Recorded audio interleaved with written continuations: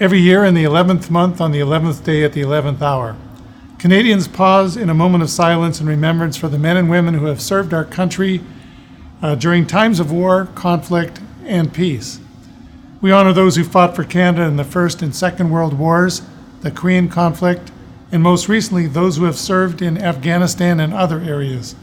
More than 1.5 million Canadians have served our country in this way and died protecting our futures so we may live in peace. Clinical multi-faith chaplain and registered psychotherapist Captain Julius Kalmar served with the Foresters since 1994. Among the many duties that Julius had with the Canadian military was supporting soldiers that were returning from Afghanistan as well as their families, along with the families of those who have survived from Dieppe and the Korean conflict. I have asked him today to share some of his thoughts on what it means to be a person who has served our country and what he would see as important for us to be thinking about on this day. Thank you, Julius, for your service to our country and for your willingness to talk a bit about that with us today. Tell us what you think Canadians can be thinking about as we celebrate this Remembrance Day.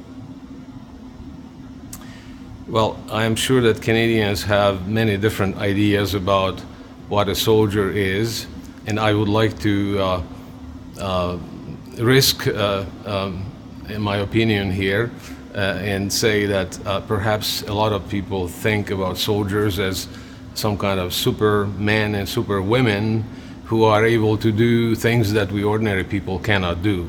And in a sense, it is true that they are trained and prepared for their mission. But there is a little detail that I would like to underline for this occasion, that soldiers are members of their families.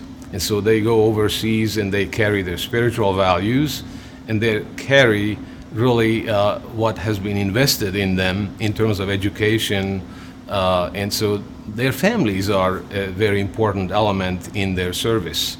And they would not be able to perform their service without the kind of support that they get. So I think when Canadians think about veterans, it's a good thing to remember not just the soldiers, not just the veterans, but their families, fathers and mothers and sisters and brothers and extended families.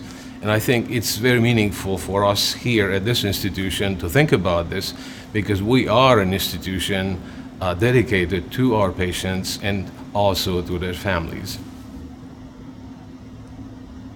So Julius, as part of your role with the Foresters, you were able to support people coming back from conflict, some of them experiencing some significant emotional distress. Can you tell us a bit about that work and how you were able to assist soldiers and their families? Let's put that in perspective.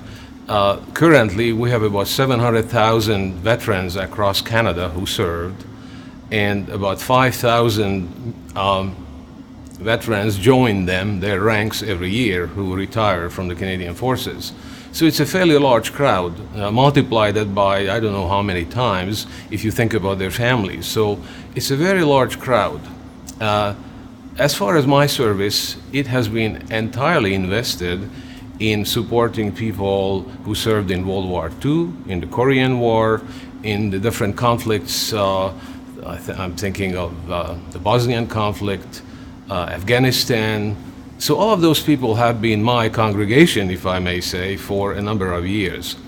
Post-traumatic stress is a major challenge for many of them. And maybe I would like to share a little story here. I did not really prepare this story, so I share it just in a few sentences. I can remember Robert, not his real name, Robert, who was deployed to Afghanistan 4 times. And it took about 6 years for those 4 deployments. And throughout the 6 years, whenever he was deployed, his family called me fairly frequently just to talk with me and just to feel some reassurance that things are okay. And occasionally, the mother, Robert's mother, would tell me, "Chaplain, I hope that you are not going to make that call, that phone call." So we always hoped, and by the way, I have not been making those kinds of calls, but we always hope that that call will not have to be made. The important detail is that this gentleman, Robert, returned from his fourth deployment, and 6 months after his mother died. The mother who has been praying and who has been so concerned for his safety. And so here are the two aspects of my ministry. I've been serving both the soldier and the family at critical times in their lives. Thank you, Julius, for helping us to understand something of your experience with the Canadian Armed Forces, and thank you for your service. Thank you very much.